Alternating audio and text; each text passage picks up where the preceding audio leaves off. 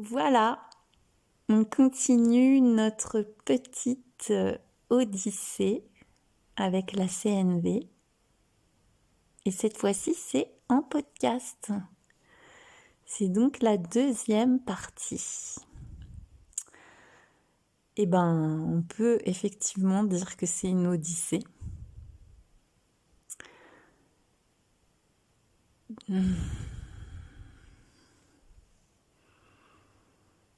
C'est une source d'inspiration et d'exploration.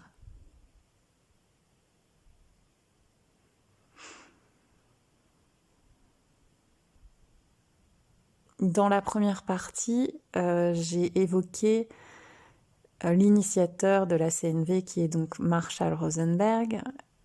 Quand je disais je l'ai rencontré, en fait je ne l'ai pas rencontré en vrai, mais juste à travers ses livres. Et ces livres, je les ai d'abord explorés en solo, enfin je veux dire là...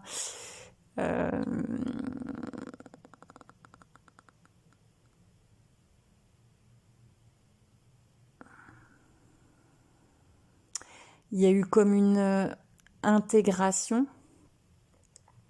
du process, on pourrait dire, de CNV. Et quand ça a été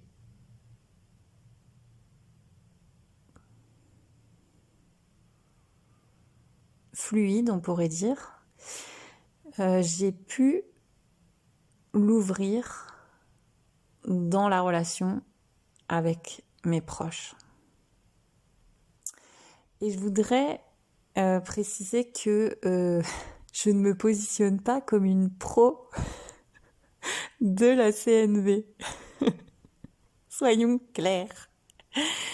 Et d'ailleurs, je pense que personne ne le peut, puisque la CNV n'est pas figée.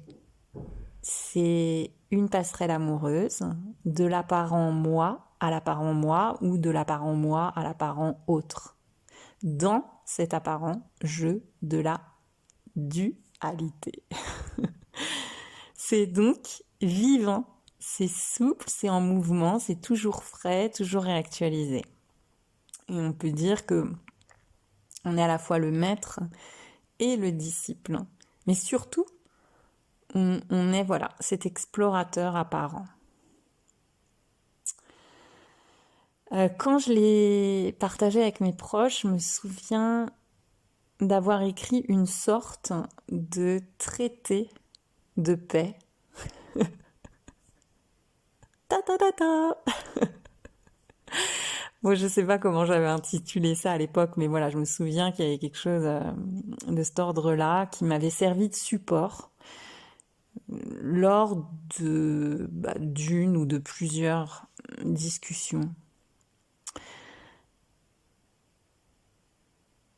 Et j'avais pu, grâce à ce support, évoquer à la fois mes ressentis, mes besoins, et formuler en fait des demandes concrètes qui n'étaient pas des exigences, mais vraiment des pistes relationnelles. Et je me souviens de la phrase magique de Krishnamurti que quand j'en ai eu connaissance, je l'ai écrite un peu partout et partagée un peu partout, qui est « Observer sans évaluer est la plus haute forme d'intelligence ».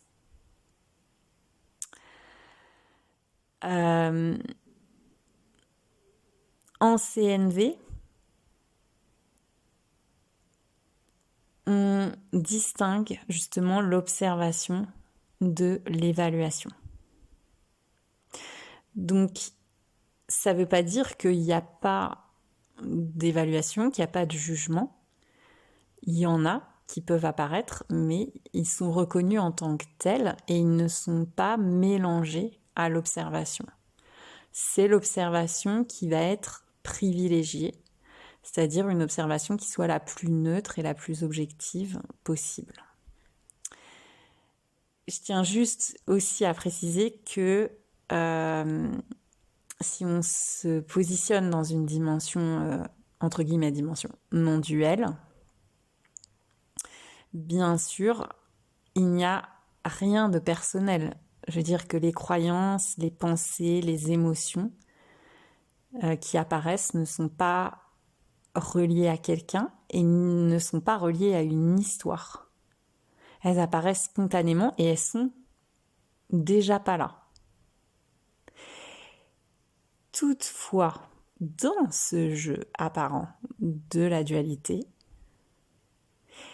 il est parfois nécessaire pour l'apparent kiki d'accuser réception de toutes ces apparentes émotions pensées et d'en prendre entre guillemets la responsabilité pour pouvoir les exprimer. Même si c'est vu que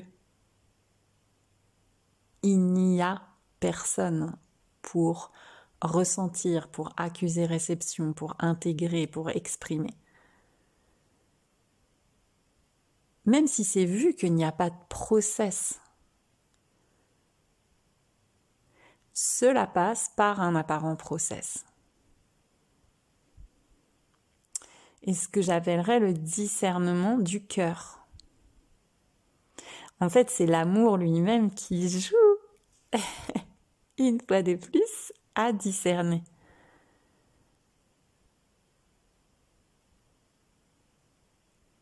Et c'est merveilleux que cette faculté de discernement apparaisse.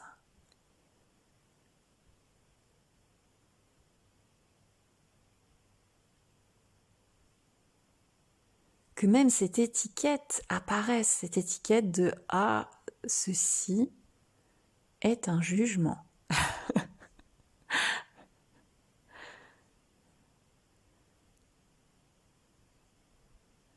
Le jugement du jugement, quoi.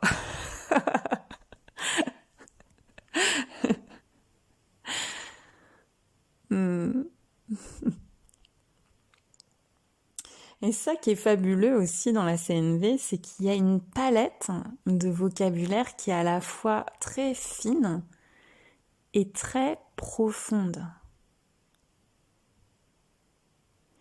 Et qui permet de qualifier les ressentis.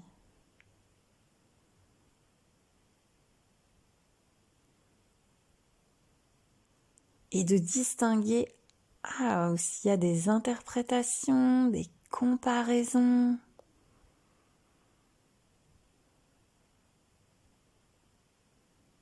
Mais c'est en ce sens-là où c'est vraiment une exploration. Qui est à l'infini, bien sûr.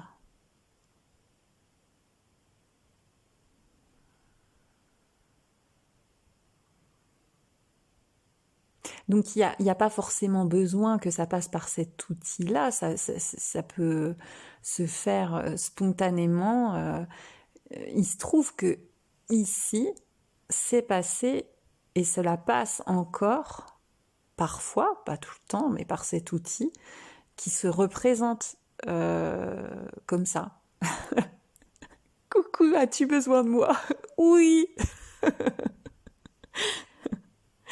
Et la force de cet outil, à chaque fois je dis outil parce que là j'ai pas d'autre mot qui me vient, mais je reprécise à chaque fois que c'est bien plus qu'un outil. C'est que ça permet en fait de se respecter et de respecter l'autre et de respecter la relation. Dans l'histoire de Vera, le gros déclencheur, c'est son apparente sensibilité ou hypersensibilité qui est devenue manifestement plus intense et qui faisait ressentir comme une forme d'insécurité relationnelle, du fait de ne pas pouvoir exprimer cette sensibilité. Donc en gros, quand je parlais d'impasse dans la première vidéo, c'est que si j'exprimais pas mes limites et mes besoins, je pouvais plus être en relation. Je pouvais plus me suradapter comme ça avait été le cas apparemment depuis l'enfance. Donc la CNV, ça a permis, et cela permet, d'exprimer ma vulnérabilité d'une façon claire, authentique et la plus objective possible.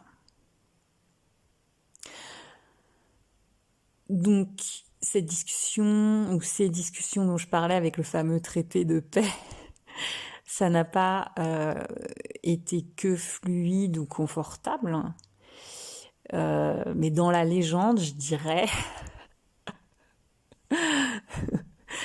que cela a permis de sauver la relation.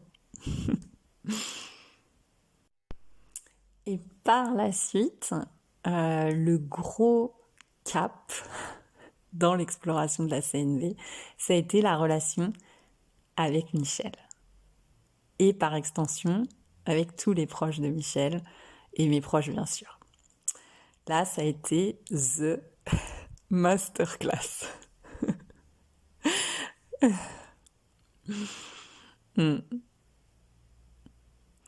Et là, il y a eu la rencontre avec Thomas Dansenbourg. Donc, ça s'est fait, on avait été assister déjà à une conférence avec Michel, et puis après, on a fait un atelier sur un week-end avec Thomas Dansenbourg. Et puis, il y a eu aussi son livre « Cessez d'être gentil, soyez vrai ».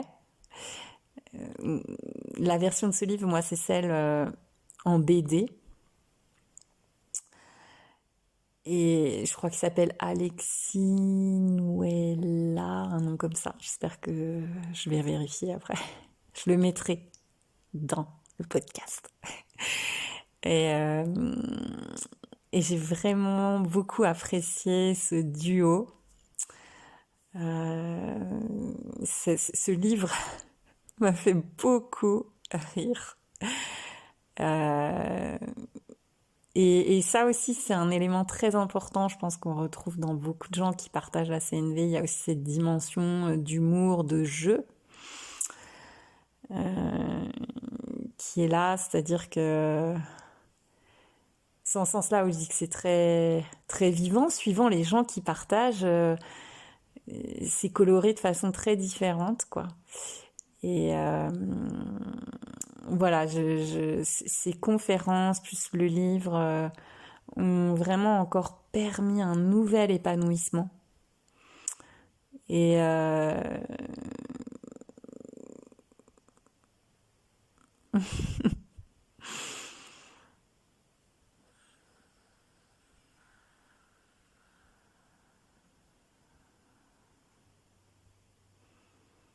ouais, il y a comme en fait, ce qui est magnifique, c'est que c'est comme s'il y avait des challenges relationnels qui sont proposés, que l'amour se propose de vivre, et en même temps, simultanément, il amène des outils pour pouvoir les vivre et pour pouvoir étoffer la relation, aller dans une forme de maturité. Donc, c'est jouissif en fait. C'est jouissif de... Tu sais, t'as le challenge qui arrive, puis t'es là, tu fais... Non mais là, mais c'est quoi encore ce gros bordel? Et puis, à un moment, ça s'ouvre, enfin, c'est très très contracté, puis à un moment donné, il y a de nouveau cette passerelle qui est là et qui dit « Mais moi, je suis là !» C'est vrai que la CNV, c'est un peu comme une grande diva qui arrive et qui fait « Oui, on m'appelle, laissez-moi faire, je vais tout régler. » Alors, c'est quoi les besoins? C'est quoi les sentiments? Non, on n'évalue pas du tout. Allez. Arrêtez les jugements.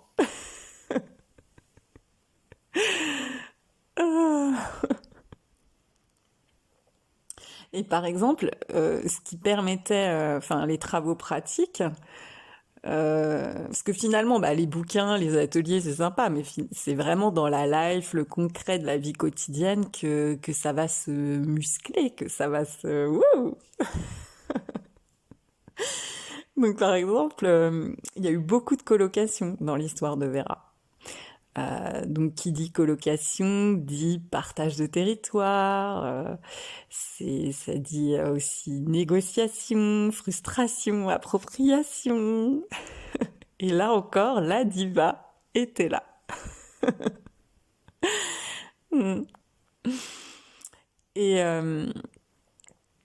il y a eu bah, Issa Padovani aussi.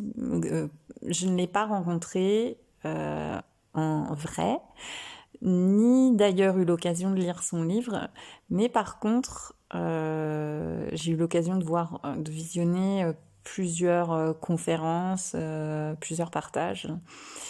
Et à chaque fois, ça a été une nourriture aussi très goûtue.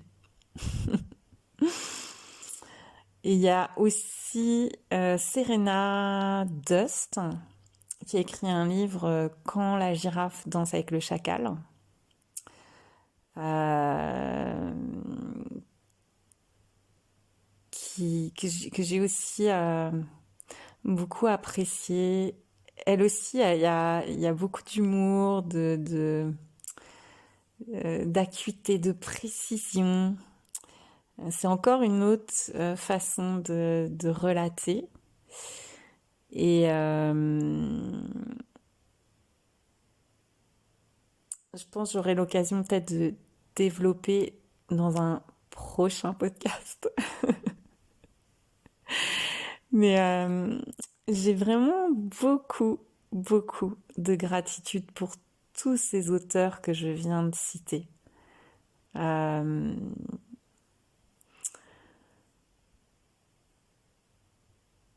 pour toutes les personnes qui explorent la relation à travers cet outil ou à travers leur propre source d'inspiration. Parce que tout ça, c'est une base, mais après, chacun fait sa sauce. C'est ça qui est magnifique, quoi. Donc j'ai envie aussi de remercier mes proches euh, pour avoir accepté de jouer le jeu, ce jeu de miroir.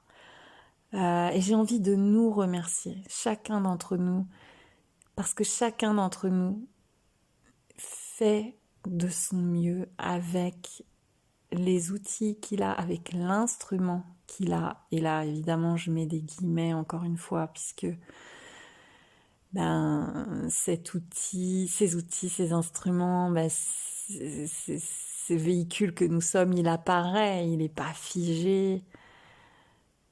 Et voilà.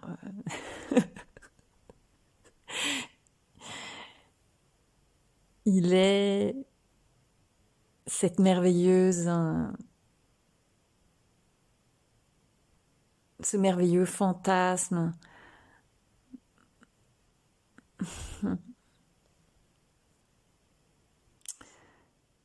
Et pour ma part, il y a eu vraiment, et il y a toujours cet élan amoureux de partager. Donc ça s'est fait, par rapport à cet outil précisément, ça s'est fait par les livres. Voilà, il y a eu l'élan d'offrir ces livres ou de les conseiller, ces livres dont je vous ai parlé. Et d'ailleurs, ça me fait repenser aussi qu'il y a les éditions Pour penser, qui sont, dont en fait c'est Aline de Pétigny et Albert de Pétigny qui sont les initiateurs de cette maison d'édition fabuleuse où il y a beaucoup de livres pour enfants, mais qui, enfin en tout cas, C'est pour enfants, mais c'est très bien pour les apparents adultes aussi. Donc il y a les paroles de fées et eux aussi, il y a beaucoup de livres en rapport avec la communication non violente. Et voilà, voilà, ça nourrit cet élan en fait de partage, de rayonnement. Et ça passe pas que par des livres, cela passe. Chacun des auteurs en témoigne. C'est avant tout la présence. C'est pas que un outil avec petit 1, petit 2, petit 3, petit 4.